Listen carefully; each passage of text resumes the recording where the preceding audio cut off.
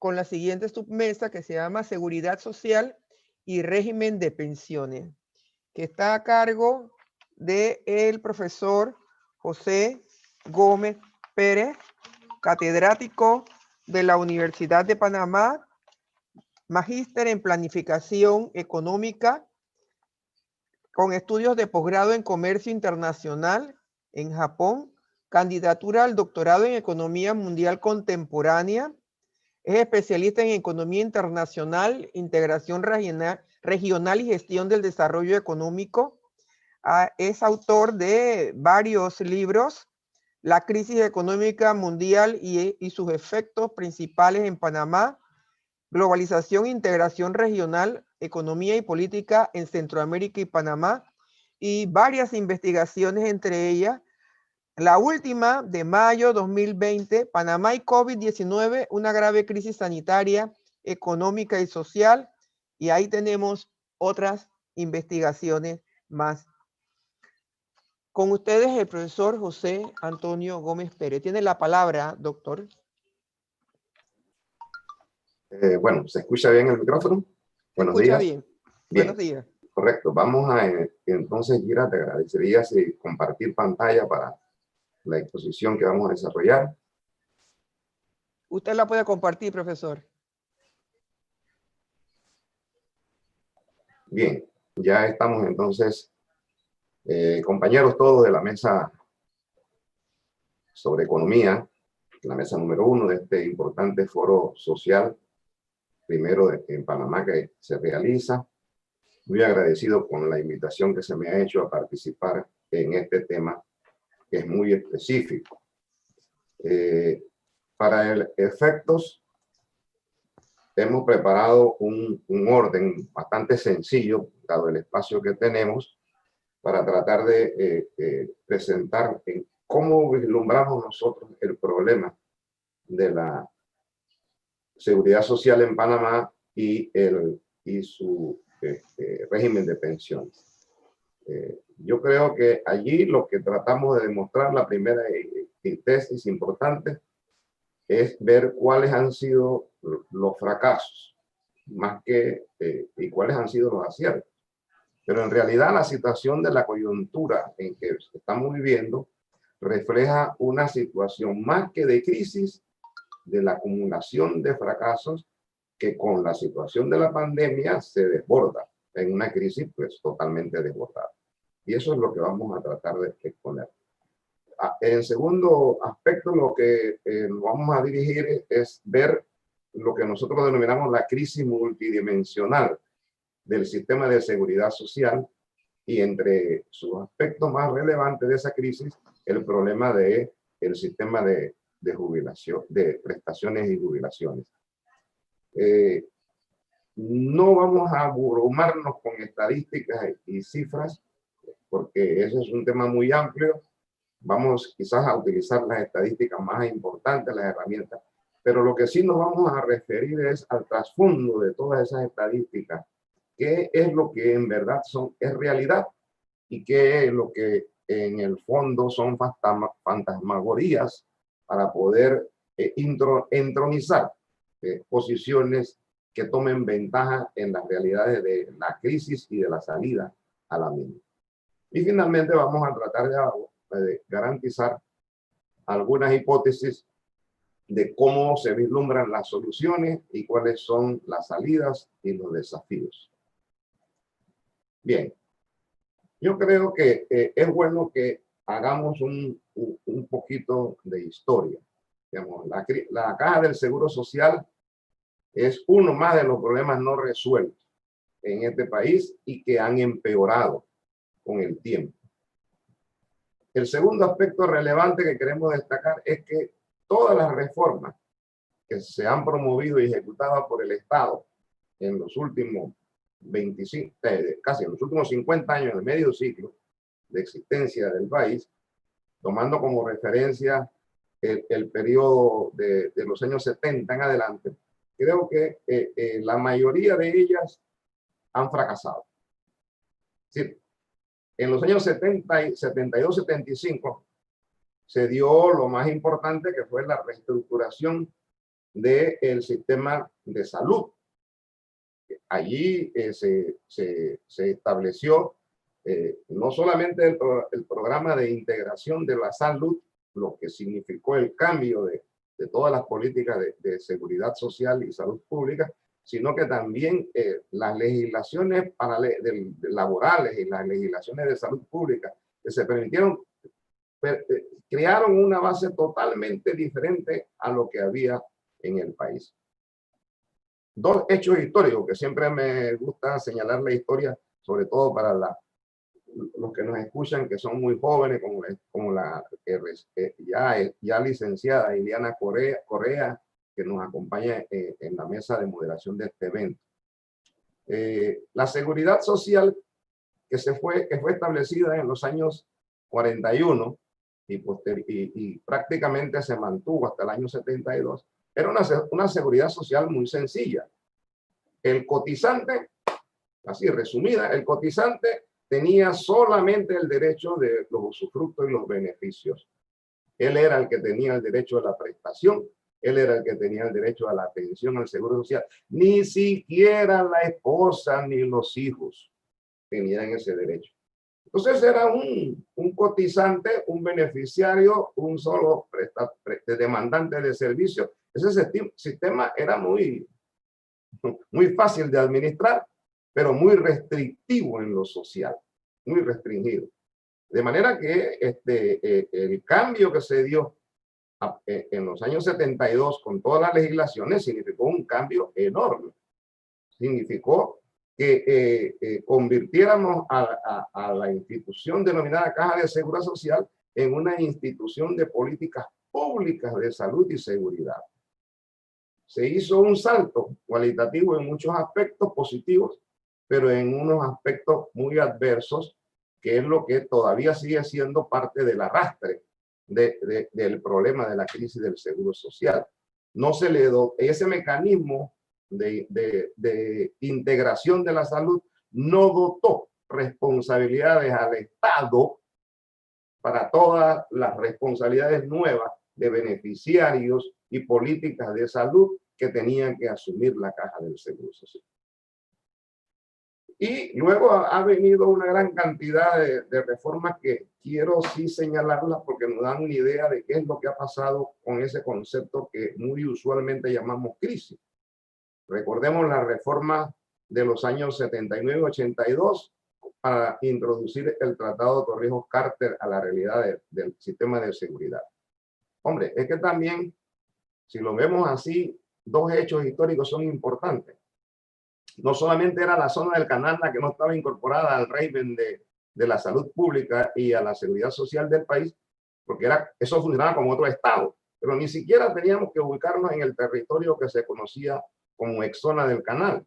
Las empresas bananeras, que eran el símbolo más importante, no estaban dentro de ese sistema.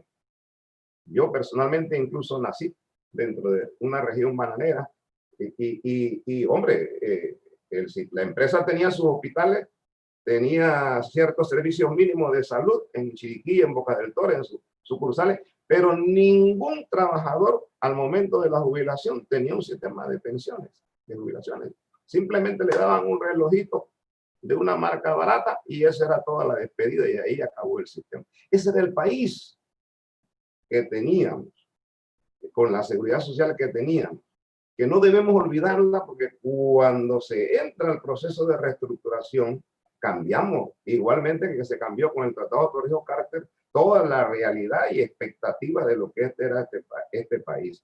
Y lo que significa es que ante una expectativa de un Estado que comenzaba a integrarse, las visiones que se aplicaron para las políticas de seguridad social y salud pública no estuvieron en consonancia, en correspondencia con el alto reto y responsabilidades nuevas que eso implicaba. Esa es una premisa importante para entender el problema de la crisis.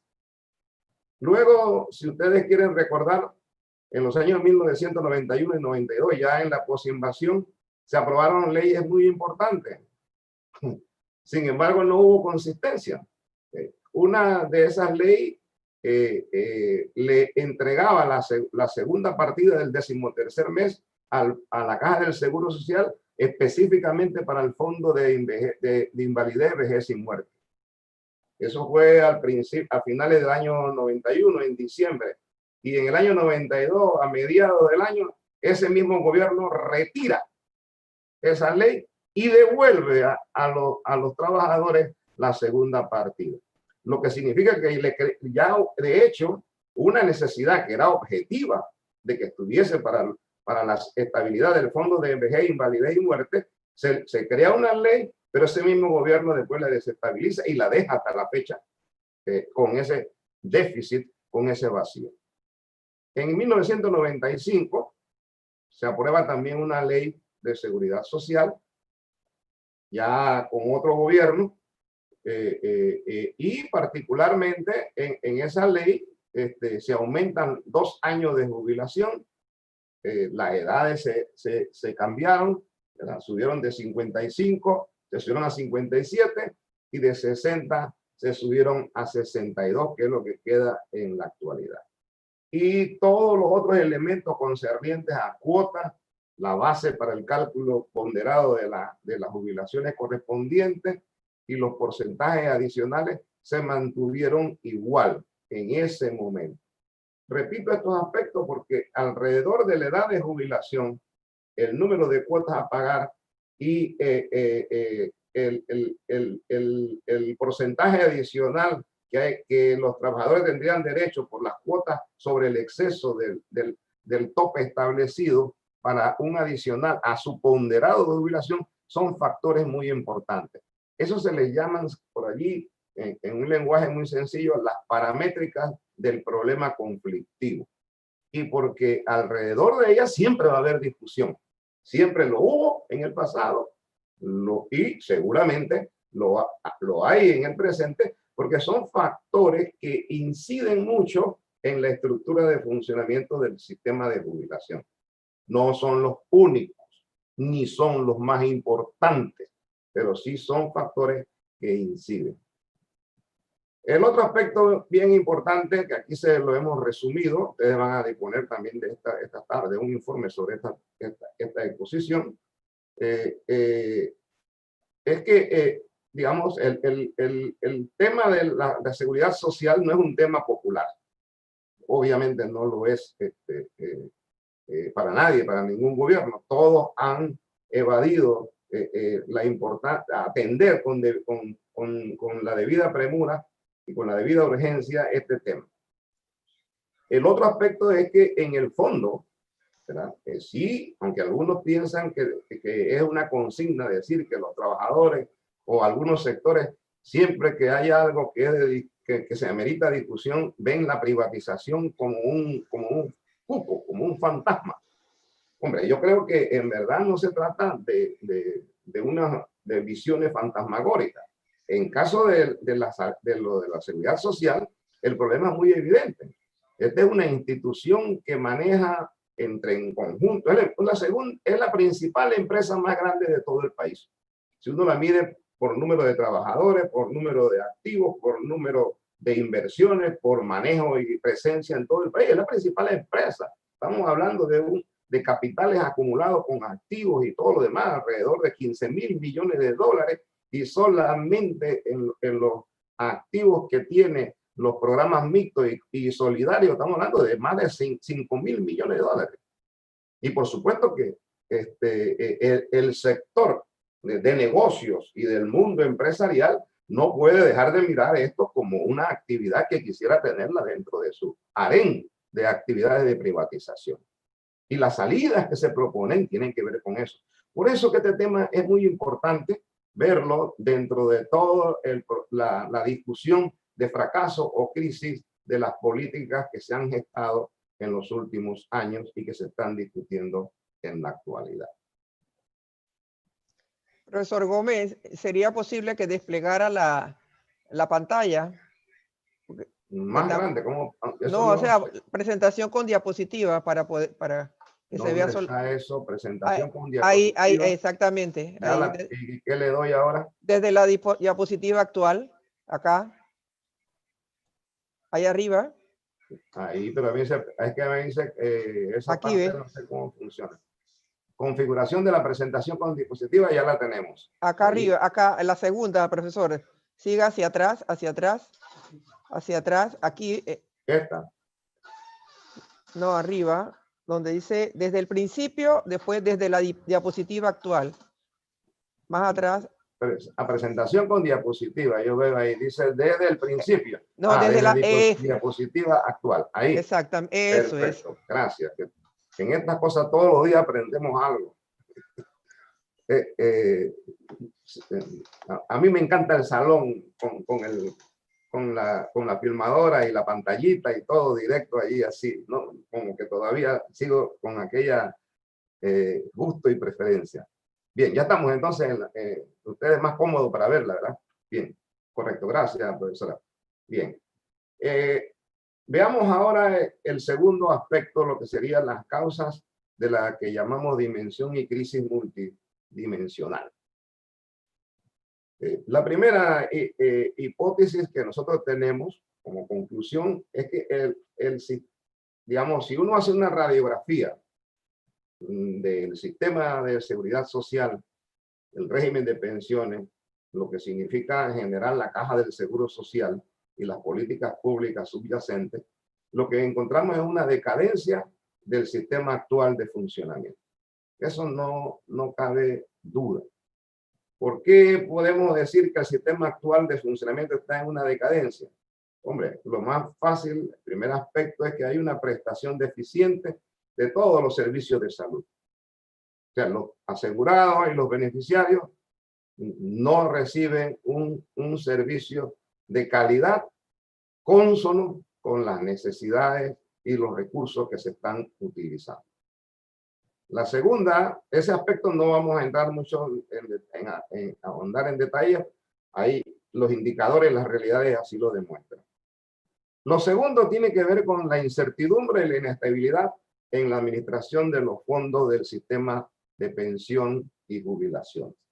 Y allí sí es necesario que nosotros veamos algunas cifras. Por ejemplo, las reservas del programa de invalidez y vejez y muerte, que son las más importantes, en la actualidad andan por los 5.744 millones de dólares norteamericanos, que no son dólares de Bahamas, ni de Canadá, ni de Belice, dólares norteamericanos. De ellos, 2.450 pertenecen al sistema mixto y el nuevo sistema que se creó a partir del 2005 y cerca de 3.320 están ubicados en el programa solidario. ¿Ya? Sin embargo, la realidad va más allá. La segunda etapa es que hay dos déficits, entre comillas, vamos a llamarle déficit del sistema vigente actuarial. ¿Ya? Digamos, hablamos de dos déficits. Un déficit corriente que tiene que ver con el servicio de las pensiones del programa solidario, que era el programa viejo, ¿verdad? Que ese déficit está en realidad estimado en 1.000 millones de dólares para lo que corresponde la finalización de este año. Esas cifras no están auditadas, esas cifras no están confirmadas. El otro es el déficit actuarial de largo plazo total, que en el último informe del 31 de diciembre del 2016 sumaba alrededor de 12.000 millones de dólares. Y obviamente el problema se ubica en dos contextos. Fundamentalmente, la ley del 2005 estableció transformar los sistemas. Quedó el sistema viejo, el subsistema de beneficios definidos o el plan solidario tradicional, y que ese entraban y quedaban allí las personas que estaban trabajando hasta la fecha. A partir del 2006 todo cambiaría y ese sistema siguió con el sistema de pensiones de la anterioridad. O sea, tenía que administrarse como sistema de reparto y además con las políticas y criterios de los cálculos actuariales correspondientes. Y el nuevo sistema que se creó con más complicaciones creaba dos subsistemas dentro de ellos. Uno que seguía siendo solidario, pero hasta los $500, hasta la suma. El trabajador cotizaría en una primera parte mínima de hasta 500 balboas como programa solidario, casi parecido al anterior, con la diferencia que este se administraba con criterios actuariales que podían ser privados. Y el segundo aspecto eran cuentas individuales que se manejarían con sistemas financieros privados. Y ahí estuvo la hecatombe, el punto de inflexión de toda esta crisis en lo que es la administración. Porque el sistema de solidaridad o el sistema de reparto compartido solidario funciona si hay el cambio y el apoyo solidario intergeneracional. La generación que hoy está jubilada, ¿verdad? Ella parte de cobrar unas jubilaciones, pero que no la está cobrando exclusivamente como se podía pensar en la teoría de lo que ahorró. En principio, gran parte de lo que está cobrando lo está cobrando con los trabajadores actuales que están aportando. Pero al cortarse la cadena de funcionamiento de la solidaridad y que las generaciones del plan viejo quedaron al garete, como se dice, sin sustento. Y el Estado tenía que haber creado las partidas correspondientes de soporte de ese programa hasta que el mismo feneciese. Lo que significaría, para que se quiera entender, que hasta que falleciese el último jubilado que había en el 2005. Y ninguna de esas previsiones, que se establecieron algunas, se han cumplido por parte del Estado. Allí comienza a ser el problema en lo que se ve en lo operativo. Sin embargo, la verdadera crisis y el verdadero fracaso es el sistema ideológico, el sistema de justificación que se utilizó para finiquitar el programa solidario. Ya allí, aunque no se les guste hablar, era una idea de la privatización, que no la hicieron en totalidad, pero que sí la hicieron para aquellos trabajadores que comenzaron a funcionar en el partido del sistema mixto desde la fecha del 2007. Y lo cierto ahora es que el plan solidario antiguo no tiene sostenibilidad. Y el plan mixto actual, con todas las expectativas que se ven, va a ser una crisis que explotará cuando comiencen los nuevos jubilados. Porque si estos jubilados del plan solidario recibían aproximadamente, podían partir con un ponderado del 60% y eran pensiones exiguas, mínimas, reducidas para la mayoría de los trabajadores del sistema panameño, los que van a venir con la ley del programa del subsistema mixto a partir serán menores del 40%. Algunos estiman que van a estar alrededor del 30% del ponderado que debería corresponder comparado con el ponderado existente del 60%. Dicho en forma más sencilla, que si un jubilado a la antigua podía empezar recibiendo el 60% de todas sus cotizaciones, por más que ahora el subsistema mixto combine y vendió la idea de las cuentas individuales con el éxito individualista sobre la base del solidario, sumando las dos cosas, esas pensiones están estimadas que no van a representar más del 35-40% de todo lo que haya aportado el trabajador. Y esa comienza siendo la verdadera crisis. Luego tenemos que referirnos a lo que denominamos la inoperancia y la eficacia gerencial administrativa de la propia Caja del Seguro Social. Eso, los ejemplos son claros. Allí hay una estructura que no conoce cómo es el servicio de una entidad de salud pública para atender con eficacia y mucho menos para atender con criterios de eficiencia. Y finalmente, tendríamos que hablar de lo que es la corrupción externa y la corrupción interna de la misma institución. Cifras que son, bueno, no solamente cuando queremos hablar de la corrupción, solamente refiriéndonos a los ilícitos comprobados. Estamos hablando de cifras que rondan para un año a veces corriente alrededor de los 300 millones. Y si hablamos de las cuotas que se cobran y se han dejado de pagar, de transferir de la entidad, y no hablemos de los sobreprecios, de lo todo, en donde se estima, ¿verdad? Cifras que rondan alrededor del costo de la corrupción, ronda alrededor del 10% de los gastos operativos que pueden ser. Y eso, según estimaciones, muy prudentes. Y por último, el desinterés y la inoperancia estatal del Estado. Es decir, todo el mundo sabía que tras la reforma de 2005, si el Estado no asumía los compromisos para el Fondo de Solidaridad y mantener la estabilidad, esa crisis iba a reventar. Y nadie hizo nada. Se pasó la administración de Martinelli, pasó la administración Varela y no se hizo nada. Ni siquiera para cumplir, ustedes todos lo saben, ni siquiera para cumplir con el audito, con los estudios financieros, con el audito de las informaciones económicas financieras importantes para poder tomar decisiones al respecto. De manera que cuando se nos habla de esos déficits, debemos todos tomarlo como una hipótesis, porque hasta que no aparezcan todas, el último informe auditado, ya lo decíamos, era del 2012, y el último informe financiero completo que se ha entregado del 2016. Nadie que sea responsable técnica y profesionalmente y ciudadanamente, ¿verdad?, puede decidirse a tomar decisiones si no tiene toda esa información correspondiente.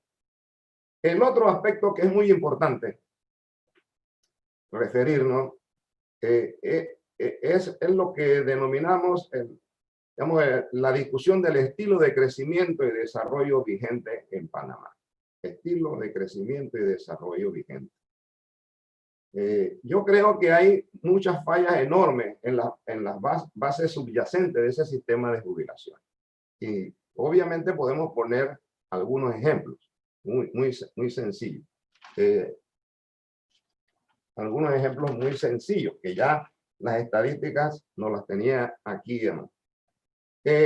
Si comparáramos los años 70, cuando se hizo las grandes reformas al Seguro Social, hombre, las familias panameñas podían tener oficialmente un promedio de 5.6 miembros por familia. Eso significaba que los beneficiarios podían ser, como no trabajan dos siempre, podían ser más de 3. La realidad ahora es que la familia, el número de la familia se ha reducido, y habían familias más grandes, ahora se ha reducido. Ahora oficialmente el promedio de la familia panameña anda en 2.8. Ese es un cambio sustantivo. Sin embargo, hay otros cambios más importantes que subyacen en ese modelo que se utiliza para ver el cálculo actuarial y todas las cosas.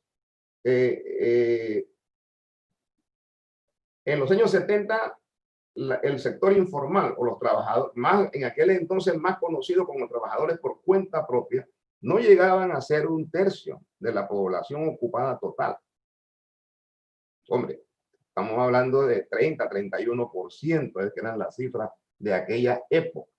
Sin embargo, hoy en día nosotros nos encontramos que el sector de la informalidad, según la última cifra que nos acaba, mucho más actualizada, yo manejaba una cifra del 44%, pero aquí el compañero del CID que expuso en el tema anterior nos está hablando del 50.9%. O sea, tenemos 20 puntos porcentuales más de informalidad que en el pasado. ¿Eso qué significa? En términos de la política del sistema de pensiones, hombre, que normalmente los sectores de la informalidad, como también nos dio la cifra, no cotizan al Seguro Social, no entran en el Seguro Social. Entre más alta esa cifra, menos trabajadores activos, menos cotizantes hay. En consecuencia, ¿eso qué va a ocuparnos? A que debe haber una correlación muy aceptable, sería que por cada jubilado haya más de 3 cotizantes activos. Sin embargo, en la medida que la economía informal ha crecido, cada vez hay menos cotizantes activos. Y las expectativas se vislumbran que eso no va a ser así. Y ya el sistema paramétrico deja de funcionar cuando lleguemos a una relación de menos de un jubilado con 2 cotizantes activos. Y condición peor cuando los cotizantes activos reciben salarios comparativamente más bajos que lo que había en la antigüedad. Entonces, toda esa situación nos lleva a pensar que ya el modelo subyacente de economía y de crecimiento y estilo de desarrollo que había, y por supuesto que hay más parámetros que podemos señalar, no nos permiten llegar a esto. Conclusión, es que el sistema mixto y el sistema solidario separados no pueden funcionar relativamente con estabilidad en sus condiciones de desarrollo. Bien. Teníamos el segundo aspecto de la dimensión de esta crisis multidimensional, es el hablar de las cifras.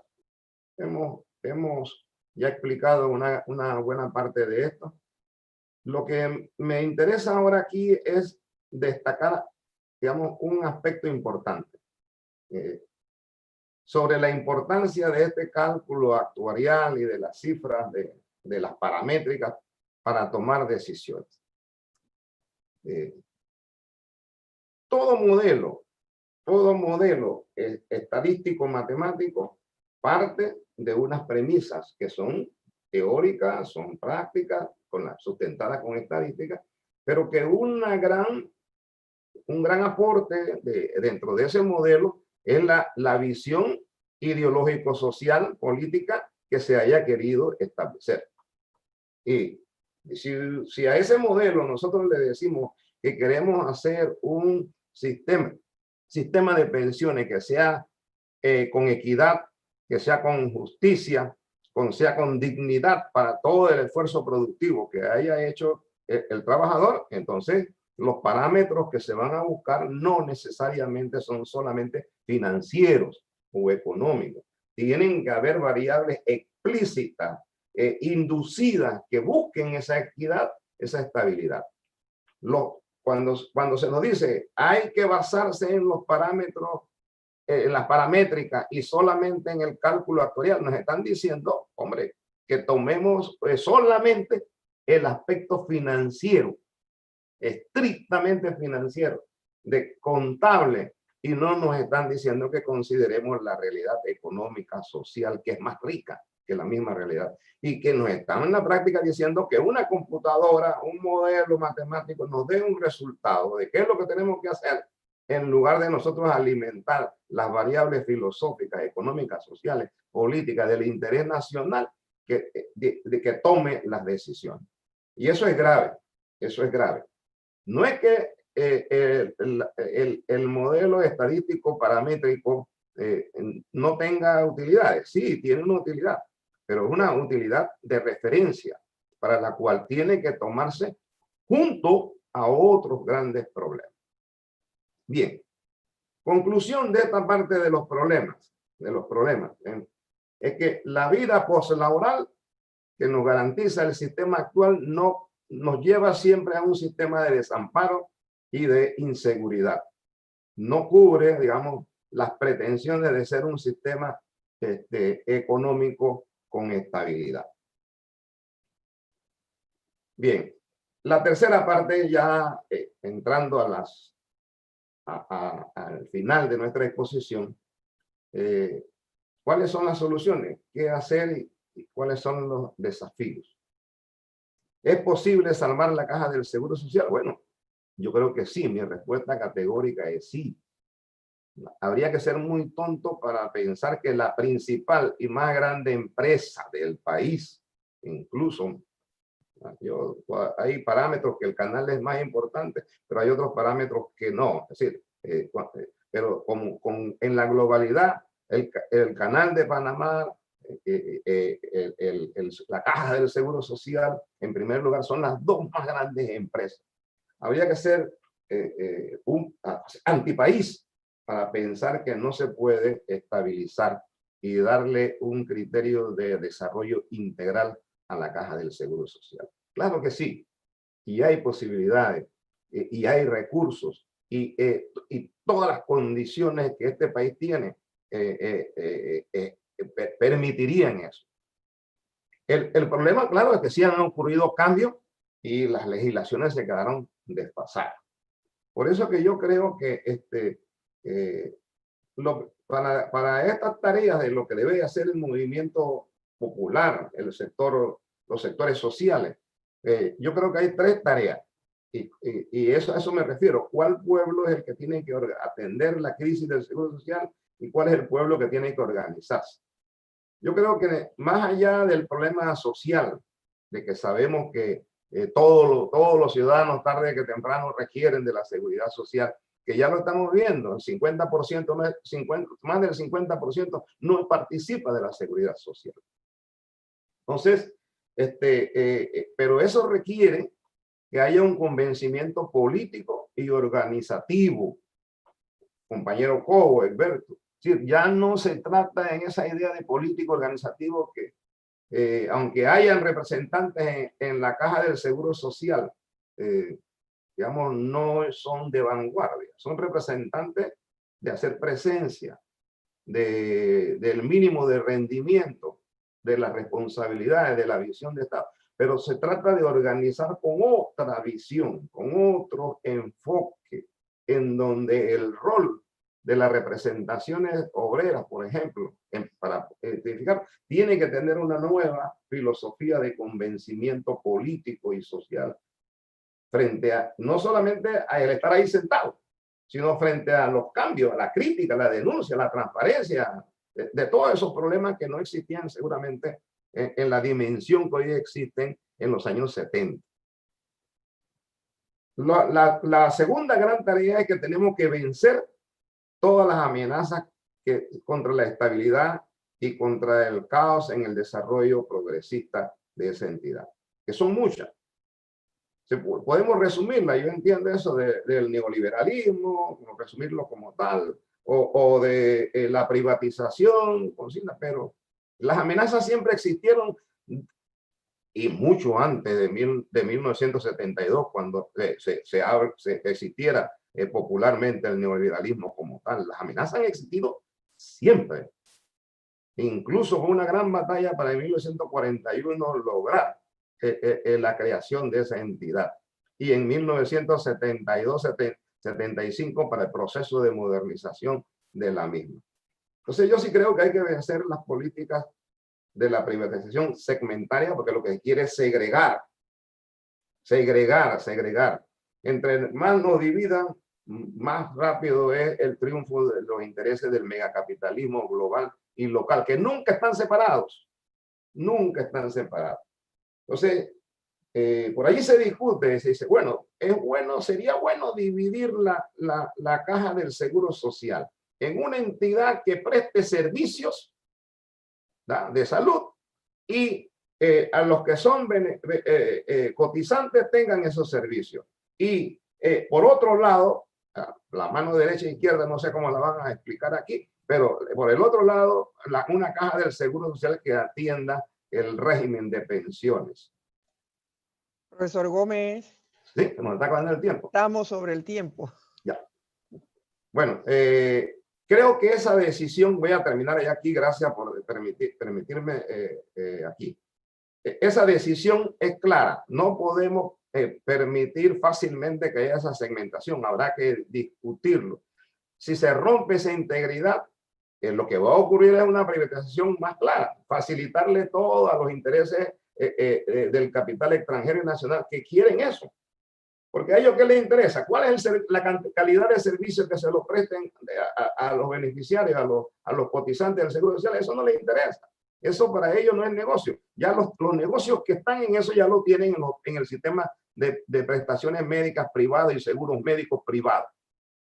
En lo que a ellos les interesa es el régimen de pensiones, donde hemos hablado que hay sumas multimillonarias de manejo. Eso es lo que a ellos les interesa. Pero el día que segmentemos eso, la seguridad, tengan también la garantía que como funciona el sistema panameño, los mecanismos de servicio y prestaciones de salud van a ser disminuidos, porque va a sustraer gran parte del fondo que se maneja con el sistema actual. Yo hice aquí un listado de 7 tareas y las enumeré y no las voy a resumir ya porque creo que el tiempo se nos acabó. Lo más fundamental es que tenemos que propiciar un retorno a un sistema único de jubilación solidaria. Tenemos que unificar varios programas para reducir los riesgos. El programa, eso que no se pueda tomar de un fondo de maternidad, por ejemplo, para otro fondo, esas cosas tienen que cambiarse. Hay que hacer nuevas concepciones para inversiones seguras. Esta parte es muy importante. Hasta ahora, la economía de la seguridad social es vista como un baúl de prebenda, como un sistema de mezquino de interés en las inversiones, solamente las inversiones que interesan al capital privado nacional e internacional. Y no se permiten ni siquiera hacer programas de inversiones de vivienda que deberían hacerse. Como que un trabajador cotiza, no puede recibir de su fondo para su vivienda financiada con los mismos fondos de la seguridad de su seguridad social. Ah, no, porque eso es competencia desleal al sector privado. Pero cuando el sector privado sube los precios de los medicamentos más allá de lo permitido en las tasas internacionales, eso entonces, ¿a qué le llamamos? ¿Competencia desleal del mercado internacional o es fidelidad a la ganancia? Cuarto, tenemos que frenar el trío ese nefasto que está en todo el sistema de negocios de la Caja del Seguro Social. La corrupción, la impunidad, la falta de transparencia. Tenemos que buscar la manera de recuperar en forma efectiva los fondos sustraídos, esos por evasión, esos fondos por ilícitos comprobados y como muy bien ha demostrado y ha hecho estudios particulares el profesor Jovanés, los fondos por acumulación, por desposesión. Porque mientras en el país el sistema económico no retribuya del progreso técnico y de la rentabilidad de los negocios, la proporción más equiparada, justa, correspondiente al aporte de la fuerza de trabajo y sustraiga de allí parte para la tasa de ganancia, entonces no hay obreros con salarios suficientes para cotizar. Cuando no hay obreros con salarios cotizantes para sus cuotas, entonces la crisis siempre va a ser permanente, porque los aportes son escuálidos. Eso tenemos que cambiarlo. Hay que exigir que el Estado cumpla con los compromisos adquiridos con la Caja del Seguro Social, que no los está cumpliendo ni siquiera en los que tenían fechas establecidas para hacerlo. Y por último, y finalizando lo que sería un llamado personal, social, es que tenemos que construir una alianza sociopolítica fuerte. Seguramente ahora en medio de la pandemia, la presión por empujar una ley de reforma a la Caja del Seguro Social se va a paralizar. Sin embargo, este tema no se va a paralizar por per se, porque hay que resolverlo. Tiene grandes grietas, tiene grandes deficiencias y para beneficio de la propia clase trabajadora, del empresariado nacional, del país, tenemos que abordar con seriedad y con objetividad esta discusión. Espero haber contribuido en el espacio del tiempo corto que se nos permitió. A pesar de que no traje cifras y cuadros, estadísticas, tengo un sobrino que está terminando un doctorado, me dice, profesor, a usted le hacen falta poner más cuadros, más estadísticas, pero es que si lo pongo no terminamos nunca de hablar. Y ya Yira Pérez, a pesar del estricto horario suizo que tiene, me permitió excederme unos minutos. Gracias a todos por la atención. Gracias, profesor Gómez. Excelente su participación. Pienso que me corresponde en este nivel expresarle una